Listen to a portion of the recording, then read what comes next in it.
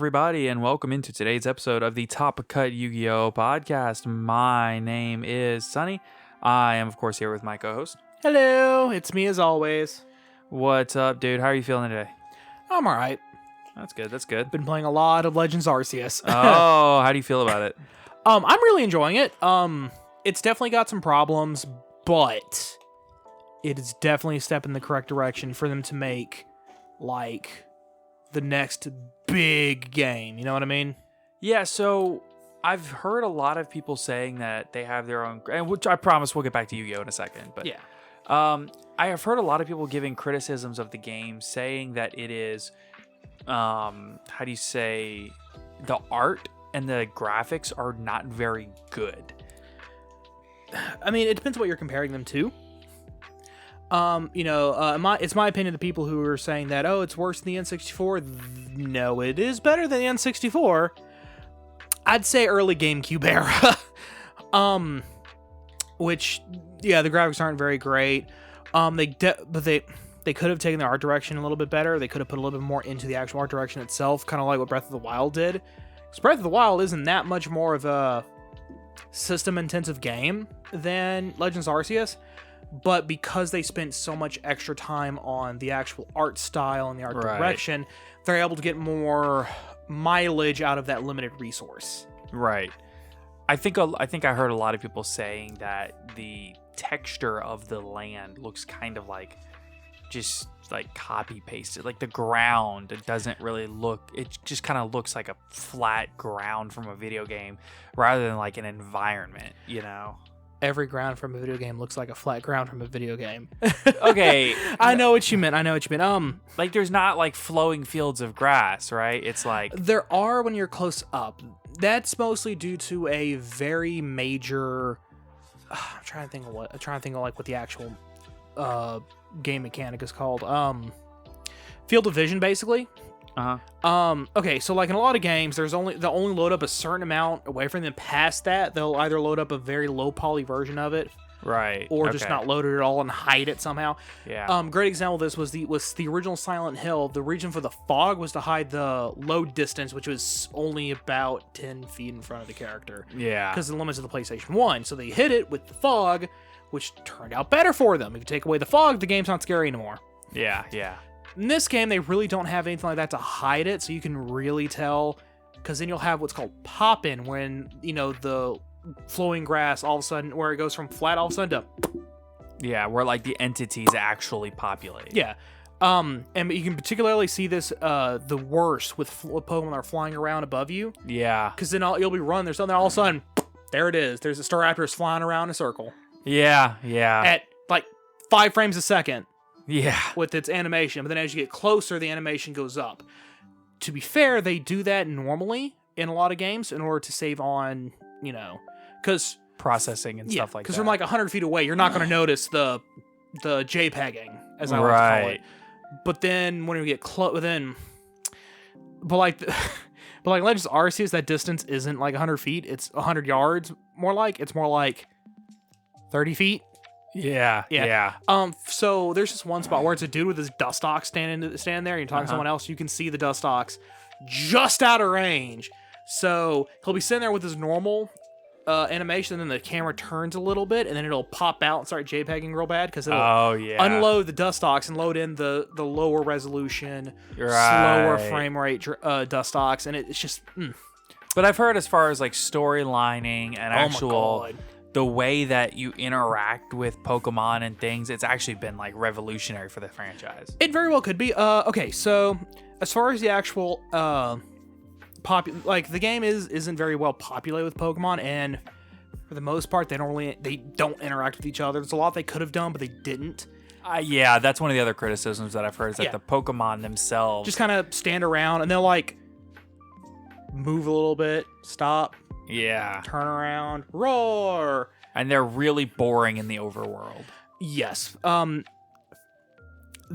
that's a good way of putting it. If you're just like hunting them down, they're just kind of standing there waiting for you to come along and catch them or fight them or whatever. Yeah. However, the music in this game is absolutely amazing. Okay. The actual writing, I haven't beaten the game yet. I'm going at it kind of slow because I'm leveling everything. again. Yeah. That's kind of your method, is like slow and methodical. Oh yeah, because then I can find a lot of extra items. I actually have a chance to catch some of the rare, harder to find Pokemon, like Pikachu, Yeah. Pichu, etc. And you're trying to hit all the little time warp zones and stuff like that. Oh yeah, get as much items as I can. And then I also like to have like a long list of Pokemon by the end of the game. I have access to just go, I want this one, this one, this one, this one, and this one. Yeah. Instead of just going, I have 6. I hope those 6 are good enough to do what I need them to do. I remember one of my most memorable playthroughs was when I did Alpha Sapphire. I actually did the time, and I took the time, and I played the game a lot slower and more methodically. And first of all, I think you get a lot more enjoyment out of the game. I think that if you take your time on your first playthrough and really slow down and don't just try to rush the story mode to play post game, I think you get a lot more enjoyment out of knowing that you have fulfilled each of these areas to their fullest potential. Oh yeah, particularly finding items that you probably have never discovered before, or in my case, I just happened to run into Pokemon that I wouldn't normally have on a playthrough because I just wouldn't run into them because I'm just speeding through the areas. Yeah. Great example of that actually was back in Sun and Moon. I kind of sped through the fire. I kind of sped all the way up to the fire type. I was like, I thought Kangaskhan was supposed to be in this area. Where is Kangaskhan? Because I love Kangaskhan. Yeah. When looked up, she's a 1% encounter rate. And you just flew through the area so quick that you didn't even... I only encountered like 15 Pokemon. Yeah. Going to Kiawe. So then I stopped at Kiawe and was like, hold on, I gotta slow down. Because then I went back through all the areas beforehand. There was like 20 Pokemon I completely missed out on. Right. They were all great because I just sped through the areas, catching whatever's common. Yeah, and like with my Alpha Sapphire run, that run ended up being one of my favorite Pokemon runs ever because when I got to the Elite Four, I was able to take the time and say, okay, well, I want Metagross, I want Salamence, I want Exploud, I want, this Pokemon, that Pokemon, because I had such a wide range of Pokemon to choose from. For people who don't know, I am at the 8th boss of the game. I'm at the, I'll call it the 5th boss of the game. Basically, basically the final major boss before the final. Because they don't have gyms in that game. No. It really does break from the normal Pokemon mold in that way. Oh yeah. But there are like 5. Okay, there are 5 in-game bosses that the game like keeps track of you beating them. I'm on the 5th one. I'm like right before it. Yeah. Waiting on my wife to catch up. Gotcha. She's like right behind me. She's doing some requests, so I'm kind of letting her catch back up because we're trying to. Yeah, stay about the same. Yeah, so that way one of us doesn't go just catapult beyond. Did you find all of the Will-O-Wisps yet? Yes. Oh, you actually did that? Yes, and I caught Spiritomb. Wow, that's impressive. Well, let's get into Yu-Gi-Oh. Let's talk about the actual game that we're here to talk about, because we've spent about a sixth of our time talking about Pokemon. It's no, sorry. No, it's okay. I started it. So. Of course, before we get too much farther, we're already really far, let's take a moment to thank our patrons. So a huge thank you to Austin Johnson, Kane Martin, Master of Isa, Mr. Herbie, Scuzz Daddy, Witchcrafter Main 2022, AD, Aaron Gardner, Anthony Alila, Damian Zink, Dank Nugs, Dino DNA, Mountain Man, Myth Oceanus, Owen Alvarado, Pig, Rudolph, Sneaky Links, Jeremy Drysdale, Ray Powell, and Sunny Sweet. Dang it, I didn't quite get through that time without taking a break. Aw, dang. Maybe next time. Oh, before I forget. I picked Rowlet, my wife picked Cyndaquil. Understandable. What's not understandable is neither of you picking Oshawott. What is wrong with you? Samurott is clearly one of the best final stage starters of all time. He is a top tier starter. Oshawott is so cute. What is wrong with you? Decidueye is a Ronin. I don't know what that means. I haven't played the game. Decidueye is super duper cool. I don't know what Decidueye is. Oh, okay. So you know what? I'll tell you after the show. It's neither here nor there. I haven't played Pokemon since Omega Ruby Alpha Sapphire. Yeah. And before that, I hadn't played since Black and White. I'll tell you about Decidueye later. He's cool. Okay. All right. Well, today we have a tier list for the upcoming format. Now, this is a tier maker list that we found somewhere else. I'm just going to be honest with you. We did not make this tier maker ourselves because the tier maker website is both very current and cool and also stuck in 2005, and so it's very kind antiquated. of a nightmare. It is a nightmare. It's very weird. I mean, if I really sat down and messed with it, I could probably figure it out. I just don't have the time. I know. Other people do this for me. I'm not supposed to have to do this. Other people that have more time than me make these tier lists. So, with that said, we have this tier list in front of us. There's a couple of extremely questionable decks that are on this tier list that shouldn't be here. A couple of decks that should have been on there but aren't. Yeah, namely, there's one deck that should have been on here that's not, and that's Beetrooper. Oh yeah, Dragon Bite. Oh my god. Yeah, Beetrooper should have been on here. I'm just gonna be honest with you. I'm gonna be very forthright with you. Beetrooper should have been on here. It would have been in our tier 1.5 or our tier 2. But it's not on here, so we can't rank it. Yeah, but that is our ranking for it. Yeah, that area. And there's a couple of... I know when people look at this picture, they're going to be like, who is this? One of them is represented by Tuning Magician, which is not even a pendulum card, but, it's pendulums is what it's supposed to be representing. Why pendulums made it on the list, I don't know. Why they made it, and why their icon to depict them is...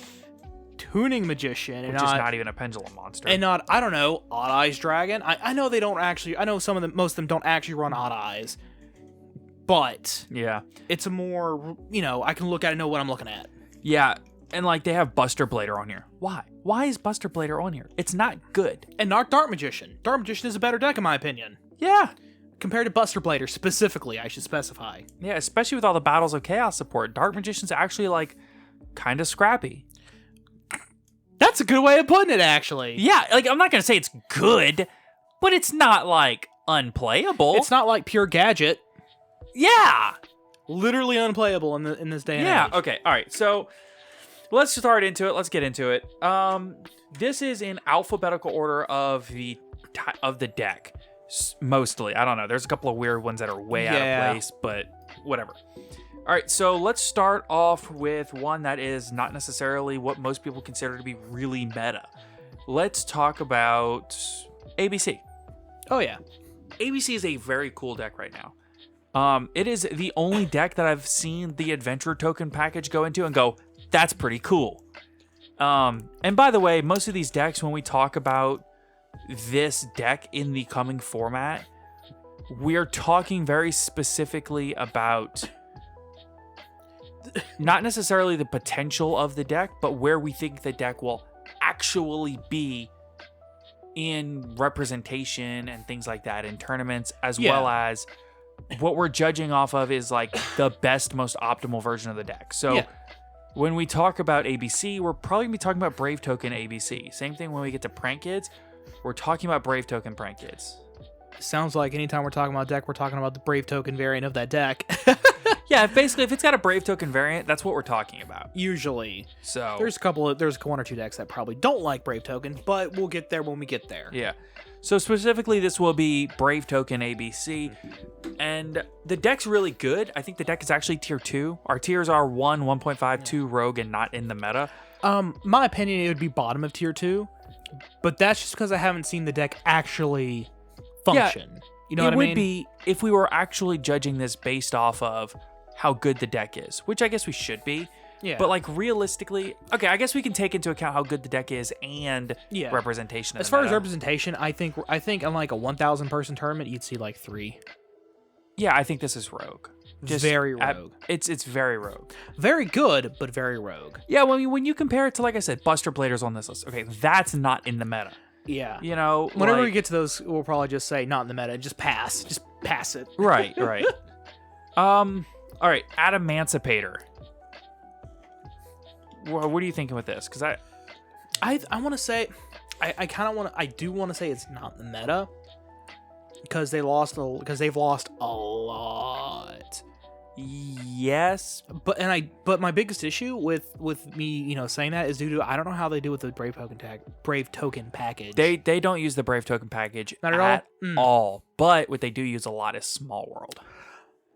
Because all the rocks are actually different attributes, different stat lines, different levels. That is fair. So that lets them turn to any rock and any other rock that they need. Yeah, and Nibiru is an awesome bridge to the whole deck. Who is well, I mean, last thing. So even if you open up full combo, you can then just get the rock you need. Yeah, get the nib, or you can search any of your tuners. Yeah, or like let's say you open a nib and you end up not using it, you can turn it into a combo piece. Yeah, Small World does a lot for the deck. I mean, Farfa won a regional with Adamantipator recently. Didn't someone recently win a tournament with ABC? Yeah, the Chalice Line Monthly was one with ABC. Okay, cool. I was like, I knew there was some reason for it to be mentioned specifically. That's why. Got it. Rogue or tier 2 for me for Adamantipator. I think it's gonna have a bit better representation than ABC. Much better. But I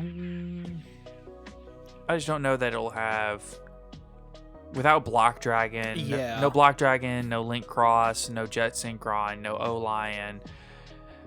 I don't know. There's a lot going against it, but very little going for it. Yeah. Rogue? Yeah. Yeah. Adignister. Adignister's weird.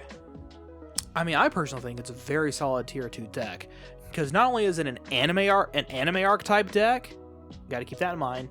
So fans of the anime are going to want to run it. It's also actually a pretty decent deck as long as they don't get interrupted.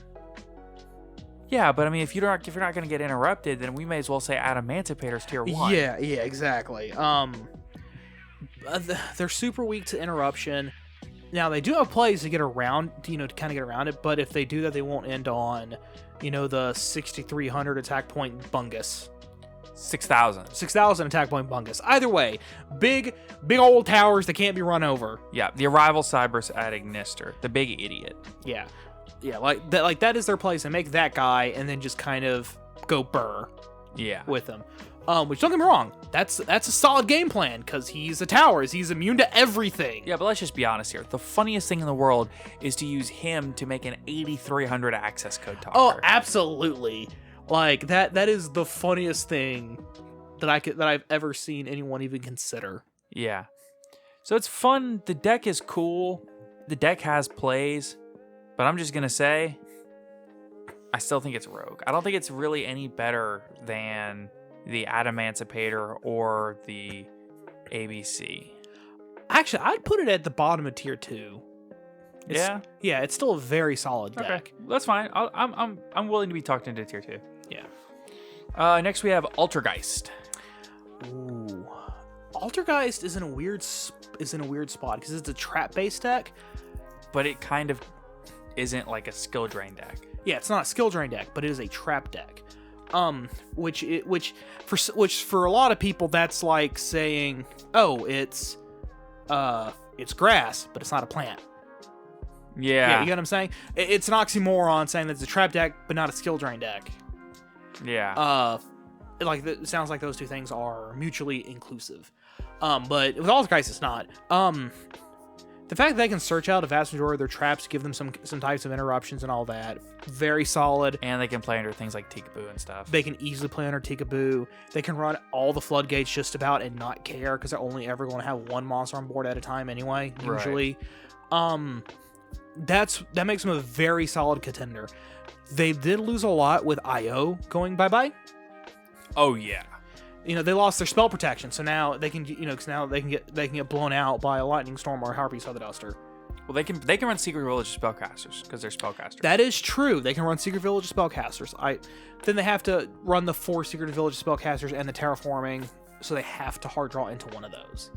Yeah, but I mean, they had to hard draw into IO too. Like, that's fair. You got me there. Hard drawing into 1 of 4 versus hard drawing into 1 of 1. You got me there. You got me there. Never mind. I think this deck is tier 2. As far as control strats, it's just not the best one in the game. No, not at all. But it's definitely a very solid contender, and might I add, a fairly cheap deck to build, actually. So the next deck is Insector. I'm going to be honest. Unless this is specifically Beetrooper-Inzektor, which I don't think it is, I don't know why this is here. I understand they got support and Grand Creators, but it just... Don't get me wrong, they got the exact spell card that they needed. Like, the spell card that they made for them is amazing. is they couldn't have asked for a better card for the archetype. But That's a big but now. and it cannot lie. Yeah. It's just not that good. No, not anymore. I think it could be good if you put it in a Beetrooper strategy. Beetrooper's not on this list. Yeah. So Unless they meant Insector as in Beetrooper-Inzektor. But I'm just like, oh, this is after all the A's. fair And enough. the next is B. So that is where Beetrooper would go. Well, okay, so with Insector, Insector by themselves, not part of the meta. Beetrooper-Inzektor, where do you put it? Beetrooper-Inzektor? Yeah.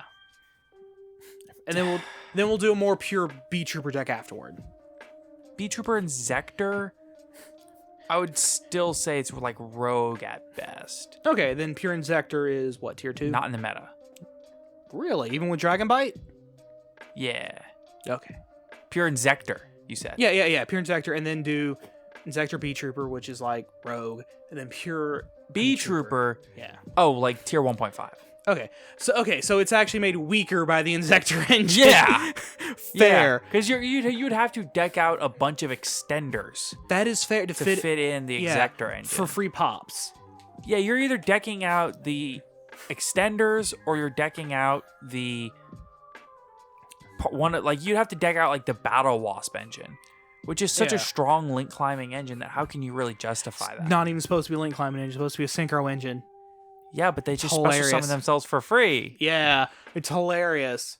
I'm just gonna leave this. When people see Dragonfly on the tier list picture, they're gonna say, "You put Insectors in 1.5?" Yeah, but it's definitely. I think it's definitely supposed to be Beetroopers, but yeah. they just put it there for bugs. Yeah, but then for everyone listening, just know we put Beetroopers at 1.5.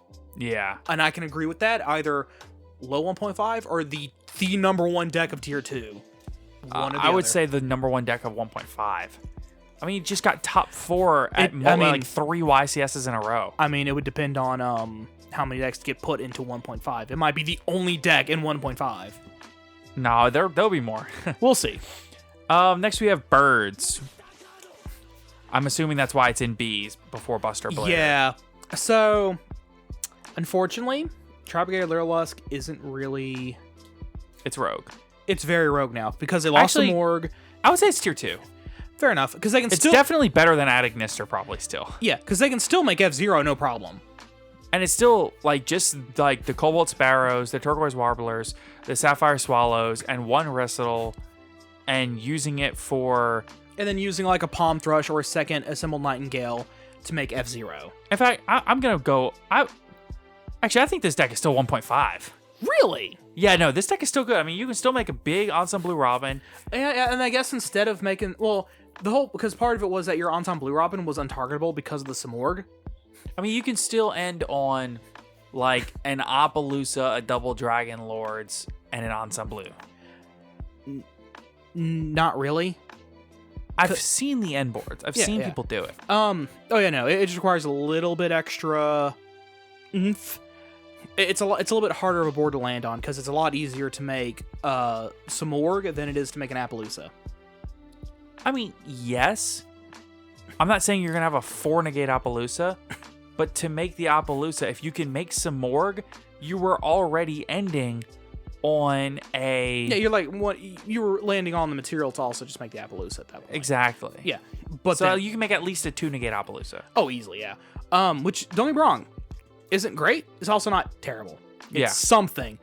And yes, your Ensemble Blue can be targeted now. There is a way to kind of still make it untargetable, but then you're not getting as big of an Ensemble Blue. So at that point, your choice is to make the biggest Ensemble Blue or make an untargetable Ensemble Blue. Yes. Because one of the main birds makes it, if it was one of the materials used to make it originally, It's untargetable. untargetable. And You can also still run Kit with an Oath package or Rendezvous or whichever one it is. I want to say it's Rendezvous. Oath was an Omni Negate if you had a Beast Warrior and Winged Beast on board. Gotcha. Okay, so you can still use Rendezvous to protect, and you can still make the F-Zero, although you are down 1 search off of it. Yeah. But it's still really good. Oh yeah, it makes you less nib proof. A lot less nib proof. But you're still kind of nib. Now you've gone from being completely Nibiru proof to Nibiru resistant. Yeah. All All right, Cyber Dragons. Rogue? Rogue. Yeah. Despia. Rogue? Yeah, Rogue. Yeah. Dinos. Tier 2? Very solidly tier 2 now. UTC is Yeah. Drytron. Tier 2? tier 2. Very solidly tier 2. Yeah. Earth Machine. In my opinion, that one's probably Rogue. I think I would agree with that. Very good deck. Very good deck. Requires way bigger of a brain than I have. All right. I agree. You don't have a big enough brain. Neither do you. Listen, it's not like I built the entire deck and then realized I wasn't smart enough to play it and then sent it to Distant Code or anything. I would never have done that. Oh, no. I was the one who didn't do that. Shut up. All right, what about Eldritch? Ooh, I'd say very solid, like the top of tier 2. I'd say tier 1. Really? I think it's one of the best decks of the format, yeah. Well, fair enough with 3 skill drain. Yeah, 3 skill drain is a big difference. Oh man, we lost IO, but at what cost? Yeah, I think Eldritch is crazy. And without having the... I don't know. I just think that, especially right now at the beginning of the format, it's poised to be a very Eldritch dominant. Not dominant, but very... Eldritch heavy. Yeah, I don't know. 3 skill drains is just insane. Oh yeah, no, just... What's that? It's not a one of. There's actually a very solid chance I'll draw it. Right. Plus with the use of 3 extravagance, whatever, you know. But however, there is a very solid thing keeping this deck down. They're now slow? No. I mean, yes, but also no. Well, yes, but also no. They're now wide open to like Harpy's Feather Duster, Lightning Storm, because IO's gone. Yeah, but they have Lord of the Heavenly Prison. Yeah, but I'm just saying IO's gone. Yeah, but Lord of the Heavenly Prison made it to where it didn't matter if their opponent played those cards. Yeah. Oh yeah. No. But like that made them go from 4 to only 3 cards to protect their back row. And this not including Solemn Judgment, of course. Well, more like 3 to 2, and then like you said, they still have Solemn because they only ran 2 lords. Yeah, and then Solemn Judgment's still a thing, and et cetera, et cetera. Yeah, no, they've got protection. They're fine. Fluunderies. I legitimately don't know where to put this. I would say middling tier 2. That's again because I don't know exactly where to put it. I also have it in tier 2. Yeah. I mean, don't get me wrong. Being able to just normal summon a barrier statue on your opponent is hilarious. And one other boon is that they also kind of don't care about a lot of floodgates. They care about Tikaboo, but they don't really care about Goes and Match or Rivalry. But yeah, but overall, decent control deck. Rise of the Mega Monarch is one heck of a card. And this deck is still more than capable of playing the Wind Barrier statue and Apex Avian. Listen. They can summon the Wind Barrier statue and then just keep going through their combo line and not care and still be summoning non-wins because they normal summon everything. Not only that, the really upsetting thing is that it is searchable because it's a Winged Beast. Level 4 Winged Beast. Yeah.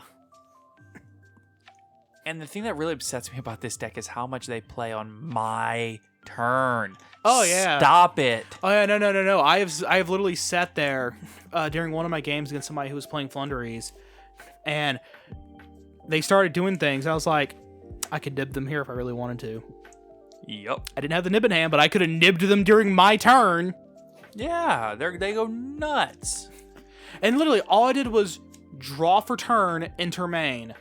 Okay, flip this, and just go. I was like, and I was like, I wish I had nib in hand. I wish I had Nibiru right now. Yeah. I mean, yeah. Let's go Grenmaju. Rogue. Very strong rogue deck, but rogue. How is it strong? They just lost 2 Pot of Desires. Hey man, you can still normal summon a big Grid Maju to Isa.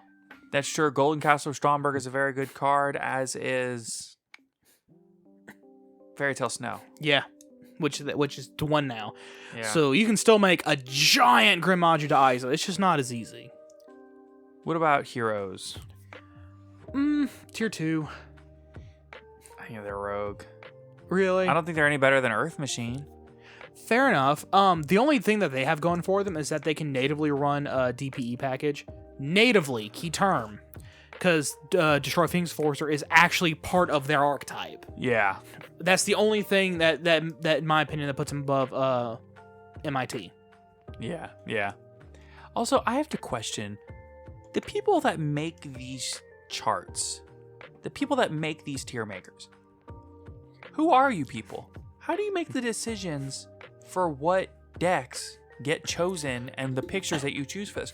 Why would you put Destiny Hero Plasma as the picture for heroes instead of Stratos? Yeah, Stratos, even like The Shining or Dark Law. But Stratos is the most iconic elemental hero of them all as far as meta play is concerned. Oh yeah, and then even if you're going for anime, Neos. Yeah. Literally elemental hero Neos. Plasma is just such a weird pick. Yeah. Even Malicious would have been better. Destiny Hero Plasma is so weird. Yeah. What about Infernoble? No idea. I view this deck the same way I view Adamancipator. It's cool. It enough. does a lot of stuff. But it's okay. I mean, because they lost one of their biggest, the biggest threat that they were at the time was just ripping cards out of your hand. Well, they could do that with Smoke Grenade, plus they also went full combo with Link Cross. Yeah, which both of those cards are banned now. Right, exactly.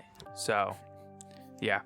All right, let's take a moment to stop and thank our sponsor, ETB Games in Alexandria, Louisiana. So, a huge thank you to ETB for sponsoring this episode of the podcast. ETB Games is your one-stop shop for all things that you need for Yu-Gi-Oh!, Magic the Gathering, Pokemon, Digimon, and whatever other card game you are playing. You can find sleeves, singles, binders, whatever you need to play the games that you love. In addition, they also have designated spaces for gaming, for tabletop gaming, for video games, for D&D, Pathfinder. They also have books and minis. Yep, pretty much whatever you need for all of your nerdy hobbies. And we say that endearingly. So, please be sure to check out ETB Games in Alexandria, Louisiana. Their link is in the description down below, as well as you can find them on TCG Player, things like that. And if you are shopping on TCG Player, please be sure to use our TCG Player affiliate link, which is in the description down below. Now, there is an ETB Battle City Day, which is the major ETB, what's the word I'm looking for? Tournament. Monthly tournament that they do. And you can find that happening on February the 19th.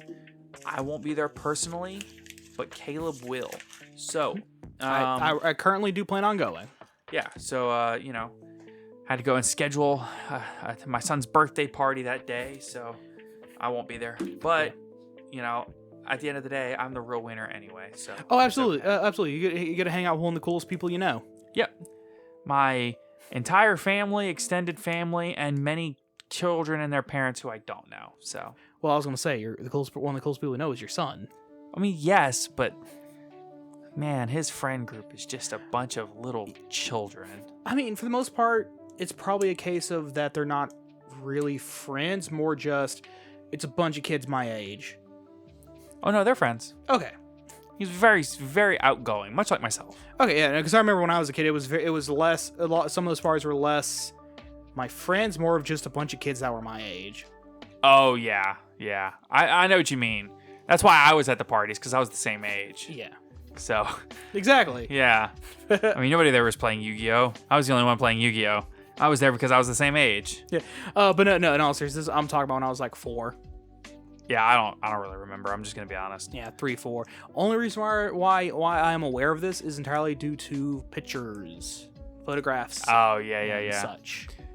Yep. Well, I'll be there. But please be sure to check out ETB Games in Alexandria. And if you have any questions, feel free to hit us up. Let's get back on with the list. So next we have Invoked. Now, there's not like all the other archetypes here. We don't have a Dogmatica page. You know, we don't have a Shadal one. We just have Invoke. Let's just assume it's what is the deck called now? Invoke, Shadal. Dids. Yeah. It's like it's Destiny Hero, Invoke, Dogmatica, Shadal. Yeah, DPE Invoke. Dids. Yeah, Dids. Let's just go with that.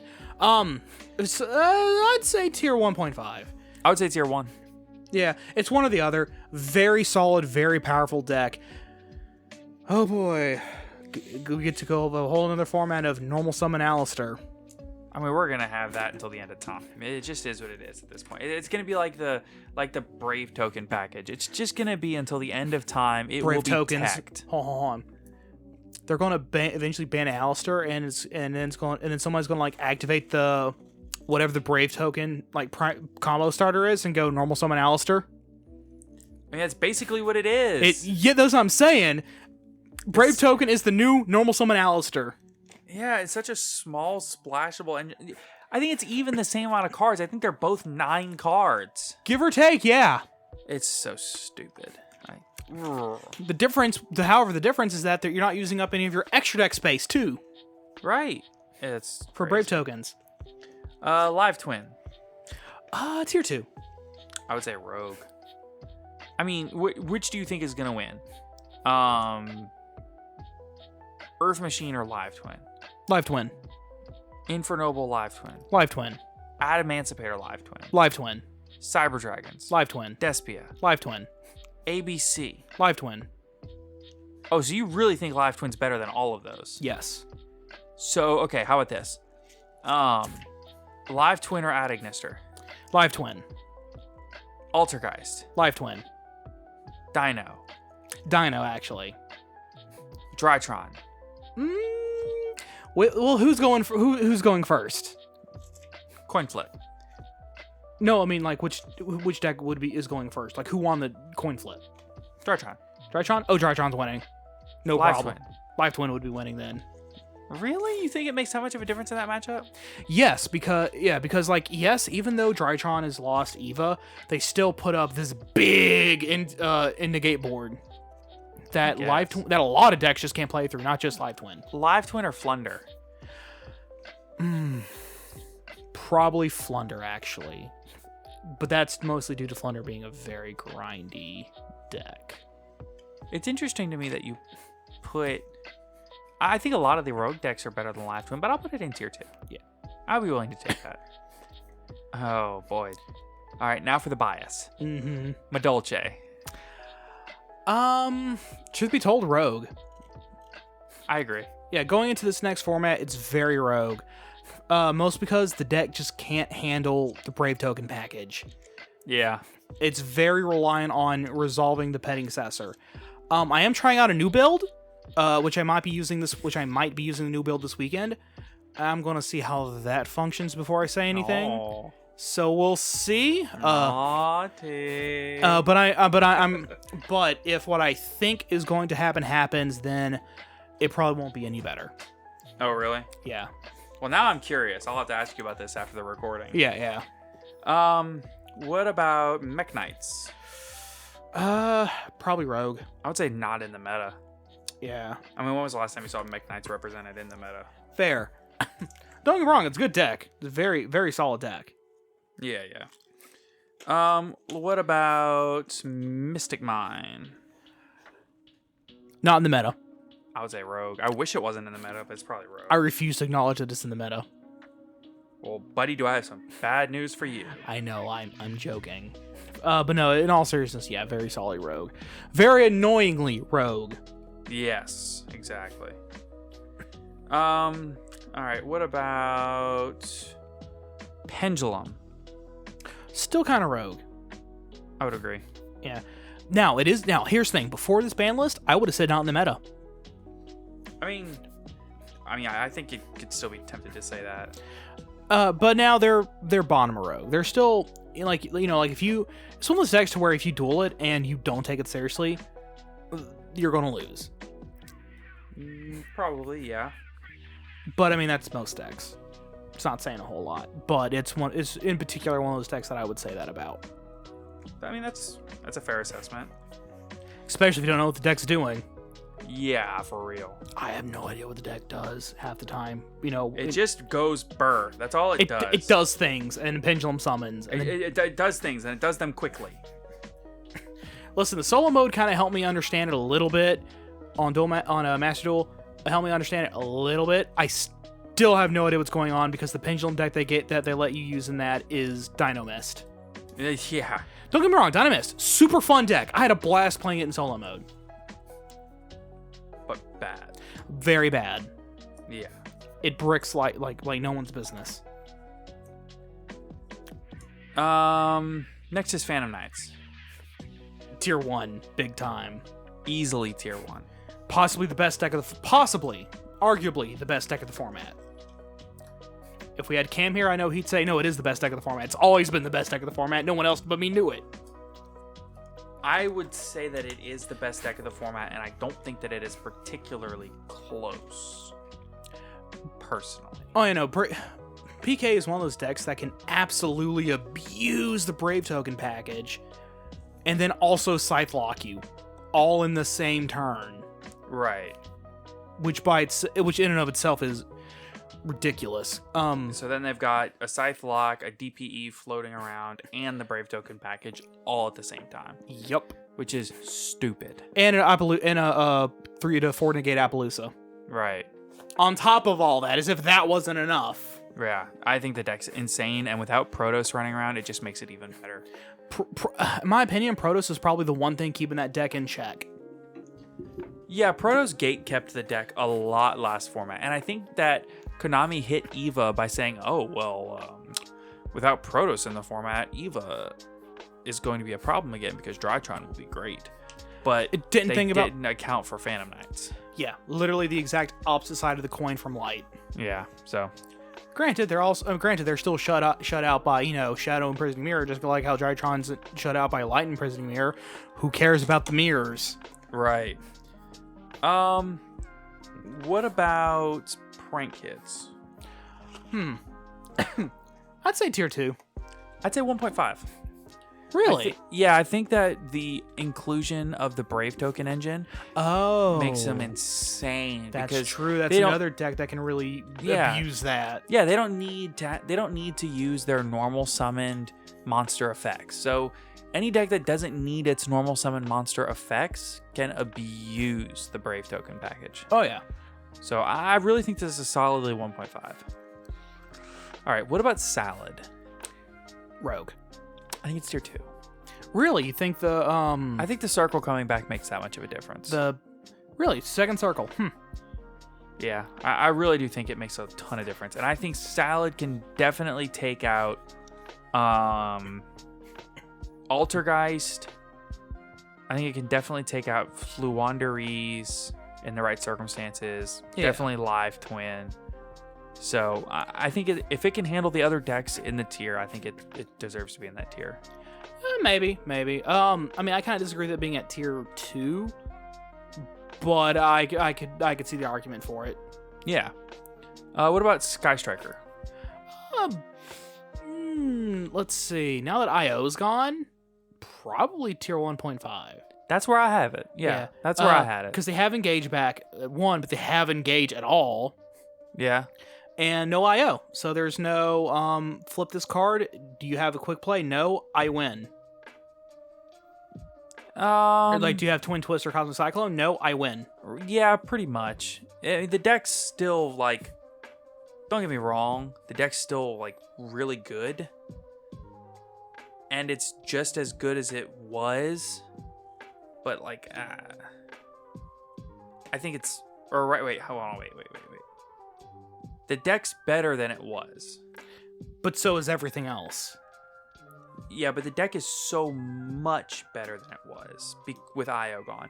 This deck benefited from IO being gone more than any other deck in the format. Oh, absolutely. Sorry, I'm having a little bit of trouble stringing my thoughts together because it's late and I worked all day. Yeah, no, it's cool. But yeah, it's a case of, it's a spell oriented deck strategy. and there was a card in the game that just stated no spells. No, stop, no spells. Right. So, That's gone now, which means they can use their spells and not care. Exactly. What about Sword Soul? Tier 1. Yeah, I think it's still very solidly tier 1. Especially with that new kitchen sink Sword Soul. What on earth? Yeah. It's so dumb. Yeah, and the funny part is, it's not even like kitchen sink Sword Soul. It's just kitchen sink. Yeah. It literally runs 2 Sword Soul monsters in the main deck. Really, I think it's more of a Rose Dragon deck, isn't it? It's got like more Rose Dragon cards than anything else. It's a Synchro deck. Yeah, it is Synchro Turbo. And it's not even like a Synchro deck necessarily, because it runs as almost as many links as it does Synchros. It's a Synchro boss end board deck. I mean, it literally just spams Hauki Fibrax and Auroradon with... to pump out Barone and Borload Savages. Pretty much. Yeah, pretty much. It's Dragon Link, but more Synchro oriented. Yeah. I mean, really, it is. The things that deck can do are crazy, but I think it's still very unsolved for right now. And it's also extremely difficult to play. If I was to really give it a name besides Kitchen Sink, I'd probably do, I don't know, maybe like Destrudo Link. No, not even that. It's more like because the Destrudo coming back to 1 is what made the deck even feasible. Worms in the Garden. Worms in the Garden. Because it's got a 7-card 10-yi package. It's got 10-yis. It's got Sword Soul. It's got the Rose Dragons. Worms in the Garden. Worms in the Garden. WYRM. Worms. Yeah. In the Garden. That's it. A worm being a particular type of dragonkin. Notably, it is the type of dragonkin that has, instead of 4 front legs, it's 4 legs. The front legs are a pair of wings, with its back legs being normal legs. Usually with a venomous tail. Worms in the Garden. Yeah, Worms in the Garden. Let's go. Tri-Brigade. Tier 1. Really? Yeah. I think it's 1.5 at best. I think 1.5 is generous. Yeah. Remember, this is not birds. This is Tri-Brigade. I mean, that's true, but... like pure Tri-Brigade with rescue cats, maybe some zoos. Yeah, it's still a really good deck. I mean, I agree. I'm playing it. Yeah. I still think it's like tier 1. It is tier 1, but it's oh, excuse me. If you were to give everything like a numerical value, it'd be the bottom of tier 1. Does that make sense? I mean, yeah, but I don't know that I agree if that is... I mean, it's arguable. It's one of those things that's arguable. Yeah. What about Virtual World? Tier 2. I think it's 1.5. Yeah. I think it's... Oh, I missed one. Dragon Link. That I think that's right now tier... Well, yeah, very possibly tier 2. But, Destrudo coming back... Well, I've also looked at the new Dragon Link decks with Destrudo, and they all do the same thing. Yeah. Which is try to end on Baron DeFleur and a Borload Savage. And usually with an interruption, it's just a Baron. Yeah, it's literally just Baron. Baron or Savage. Yeah, or you just don't open the third extender. You can get out of Baron, no problem. Right. Well, actually, there's also a line that it makes it impossible for you to get into Baron, and you can only go into Savage. Borload Savage. But you go into Borload Savage or Baron, and that's it. Or Sphere's Pass. Yeah, or Sphere's Pass. Well, actually, no. If you do the combo line with Borload Savage, you get it on Borload Savage and a Spheres. Yeah. Which isn't terrible. It's a negate and a bounce. Yeah, I'm just gonna say though, I think Dragon Link is tier 2. Yeah, Worms in the Garden is a better version of what Dragon Link's trying to do right now. Yeah, even though Worms in the Garden is not on this list. Yeah. And I think Virtual World is better than Dragon Link, Salamangreat. It's better than Live Twin, Fluonderige, Drytron, Dino, Altergeist, or Adagnister. I think Dino is the one matchup that they could have issues with, but that's exclusive due to Logia and Dolka. Mostly Dolka. Yeah. I think Dolka's the Monster Negate one, yeah? Yeah, Dolka is Monster Yeah, Negate. I get the two mixed up all the time. But it's only 2 Monster Negates. Actually, Appaloosa just does monster negates better because it can put up more of them easier. Oh yeah, but Appaloosa doesn't destroy. Dolka does. Yeah, but not only that. Also, you can make Dolka through negates. True. Like Dino doesn't make. As far as I know, I could be wrong on this. I don't know very much about the deck itself. Dino makes Dolka whenever it's like, oh no, you stopped me from doing anything else. Oh well, make Dolka pass. Mm-hmm. Get around it. Try me. It's like, oh, I guess I'll make Dolka. Yeah. Such a pitiful monster to end on. Just a Dolka. Yeah. Last one here is pure Zodiac. Not even in the meta. Not in the meta? Nope. No Trident. No Barrage. I think I agree, sadly. At that point, it's just Zeus Turbo. Don't get me wrong, Zeus Turbo isn't terrible. It's just nowhere near as good without Trident. I mean, pretty much, yeah. If Trident existed, I would say it's a very solid tier 2 deck. But no Trident, no tier 2. Not even Rogue. I mean, sadly, I agree. I would love to say Zodiac is like tier 1.5 or 2 or even Rogue. It's just not. Again, no Trident. Yeah, so really, if they got back Trident, then they could possibly be tier 2. But you know how it is when a deck gets tier 0.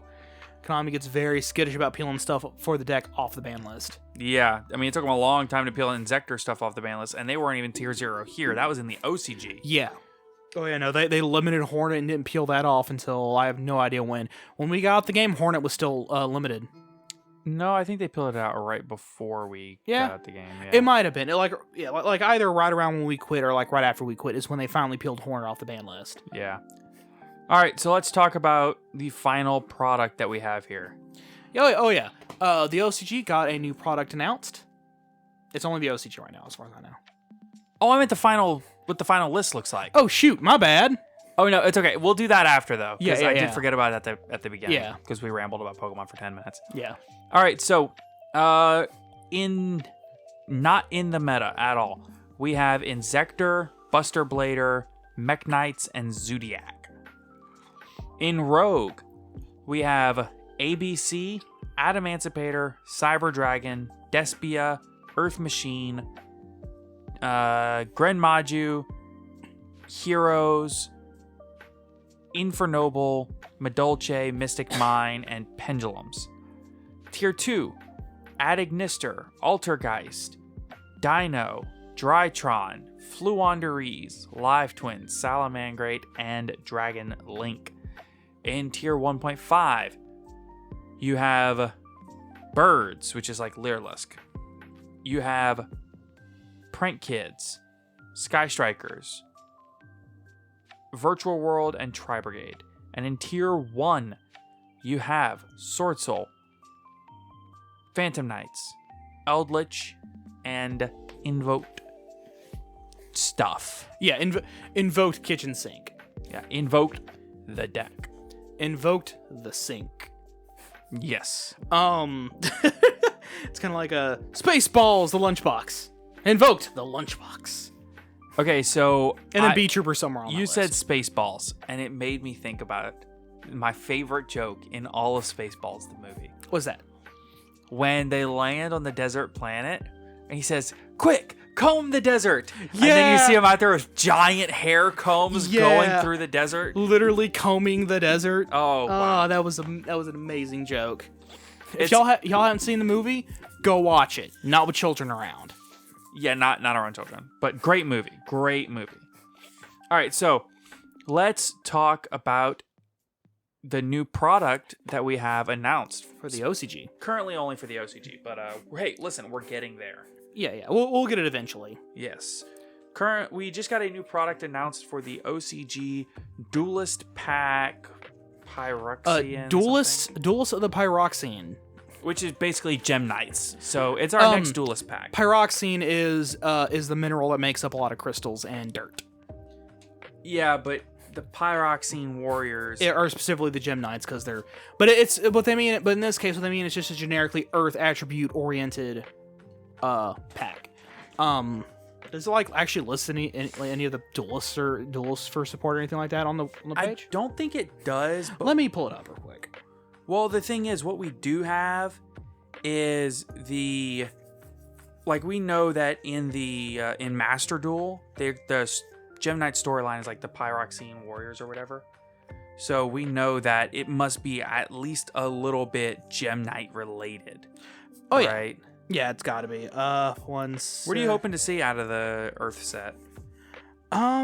Maybe some new Medolce cards. Maybe Medolce finally getting their rank 3 exceeds. That would be kind of cool. Here we go.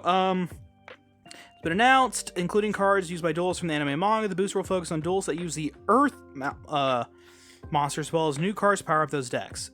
That's literally all it says. It will be revealed in V-Jump and Weekly Shonen Jump magazines. By the way, the Duelist of the Pyroxene is a temporary name. They might change it. But they've been known. But they usually don't. They're usually pretty good about. Yeah, this is just gonna be the final name. I mean, yeah, I think they just put it's a temporary name on everything. Yeah, particularly if they're still hashing that out. I think a big part of that is just determining whether or not they can even legally use that as the name. Probably, yeah. Now that you say that, it makes sense. You know, kind of like how Resident Evil became known as Resident Evil. How? Oh, so originally the game was Resident Evil was supposed to be called Biohazard, but then there was also a band in America or Europe, I think it was UK. I don't remember if it was UK or the US. That was named Biohazard, so they legally couldn't call the game Biohazard. Oh yeah. So they went with Resident Evil instead. Gotcha. Well, that's cool. Let's talk podcast question of the day. Oh yeah. So our previous podcast question of the day was, what move on the recent Forbidden and Limited list excited you the most?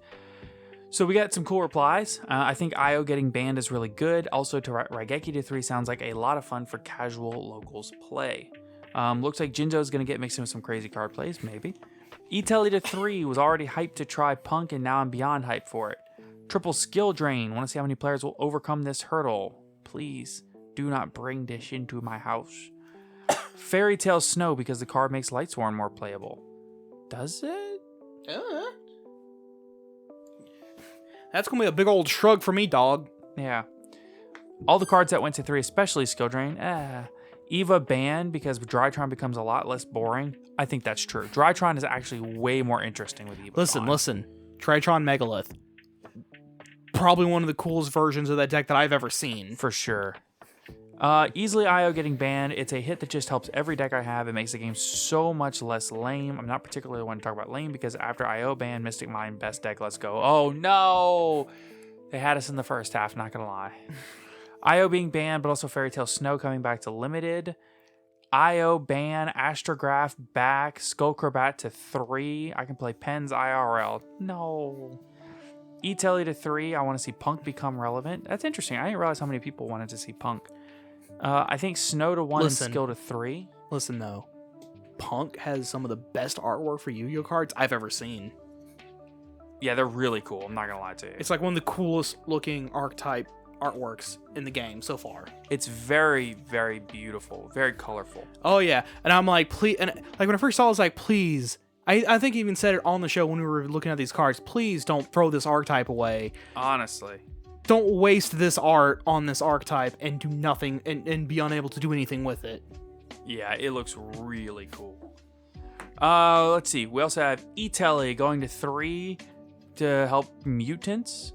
Protos ban gives the deck a boost to decks like D-Link. True. I think Snow to 1 and Skill to Drain to 3. If I had to pick one, Snow to 1 because the card was so fun back in the day. And then out in the Discord server, we also had somebody in Twitter mention how much they wanted to buy our playmat, which love. Thank you. Yeah, we will have that playmat coming soon, so be on the lookout. Here we have Malefics. I play Malefics, so Skill Drain at 3 is nice, but I'm happy with Destrudo back, at least for now. I think Destrudo is kind of cool. Get that whack, gatekeeping, weak 2500, overgrown spaghetti, backwards 5, convoluted color scheme, pathetic Protoss out of my face. Jesus! That is some strong opinions. Since they took my birds, I'm glad they gave me my tiger back. True. That is true. Little Night Tiger getting unbanned is probably one of the most unsung things about this ban list. Yeah. Snow is hype. Skill drain is cool too, I guess. Whoa, slow down. Etelly to 3, Lulu stonks. They gave me Etelly to 3, but they took 2 Potted Desires in exchange. I'm happy to see they also hit Protoss and Bird Up though. Simorg and Recital Starling, you kind of had to hit both of these cards. Bird Up feels manageable versus oppressive now. Not my nadirs. I mean, I ran Protoss in my 4 hires before Sword Soul, so it hurts the deck, but my list with the regional top at Malefics, yeah. And then Imperial Order banned as a striker player. Yeah. I think my favorite move was probably seeing all the cards come back to 1. Yeah. Seeing all those cards peeled off was just so fun. Oh, yeah. That being said, so people keep mentioning Malefics. Back in the day, one funny thing I would do was I would actually run 1 copy of Malefic Cyber End just as a big bungus to drop on my opponent if they skill drain me. Caleb's over here like, instead of free real estate, it's a free idiot. Yeah, it's a free big 45 beat stick to punish my opponent for daring to skill drain me. Yeah. It's free idiots. Particularly because the deck I was running at the time had used up exactly 14 extra deck slots and had a blank one that I was just throwing random stuff into that I would literally never make. And now keep in mind, I was already had Dweller, Leviathan Dragon, Gaga Cowboy. I had everything that you would already need there and had 1 extra slot. And I was like, I'll just throw in Cyber End and run a Malefic Cyber End in my deck. I mean, you may as well. I got skull drained so many times, and I would just go special Malefic Cyber End, and I would just see my opponent go, oh no. Oh no. That's a 45 bungus. This is less than ideal. And today's podcast question of the day is, if you were going to give one archetype a structure deck, what archetype would you give it to? Be sure to answer on Twitter and Discord. Thank you so much. All right, well, I think that'll pretty much do it for today's episode of the podcast. Yeah. Oh, yeah. I got nothing else to add. Yep, that's it. All right. I had a scary moment there for a second. I thought I accidentally exited out of the recording. Oh, no. That would have been tragic. That would have been tragic on both our parts. Yeah. That's it, everybody. Have a wonderful day, and be sure to check us out on Patreon, Apple Podcasts, Twitter, Discord. Okay, hold on. Let me start that over. Let me start out the outro. Let me start that back over. Okay. Be sure to check us out on Twitter at Top Cut Yu-Gi-Oh! Podcast. Check out our Discord. The link is in the description down below. Check out our Patreon. You can find that link down below. If you are shopping from TCG Player, you be sure to use our TCG Player affiliate link in the description down below to support the podcast at no extra cost to yourself. And be on the lookout for the mats. They are coming up really soon. We do already have the design and the artwork done. And be sure to check out ETB Games and check out Team Dark Arm Dealings. Their link is in the description down below. That is our sister channel on YouTube. That's it. Have a good day, everybody. Take care, everyone.